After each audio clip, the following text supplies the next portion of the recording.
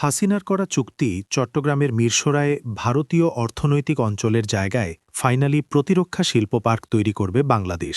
হাসিনা ক্ষমতা টিকিয়ে রাখতে দাদাদের মোংলা বন্দর দিয়ে মিরসরায় অর্থনৈতিক জোনের নামে খাল কেটে কুমির আনতে চাইছিল, ঠিক ব্রিটিশ ইস্ট ইন্ডিয়া কোম্পানির মতো। মানে দাদারা নৌপথে মোংলা বন্দর ব্যবহার করে পণ্যের কাঁচামাল এনে আমার দেশের মিরসরায় পণ্য উৎপাদন করে পাঠাইতে চাইছিল সেভেন সিস্টার্সে।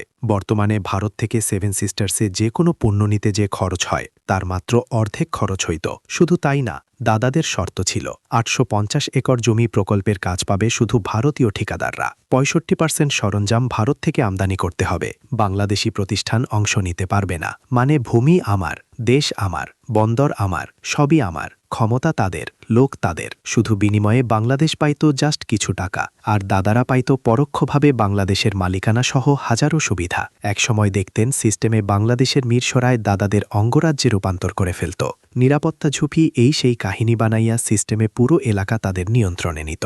ফেনীর যে চিকেন নেক কৌশলে পুরো চট্টগ্রামকে আলাদা করে দিলেও অবাক হওয়ার মতো ছিল না। সোজা কথা, ব্রিটিশ ইস্ট ইন্ডিয়ার কোম্পানির কায়দায় বাংলাদেশ নিয়ন্ত্রণে নিতে চাইছিল। খাজনা তুলত হাসিনা আর লাভ নিত দাদারা।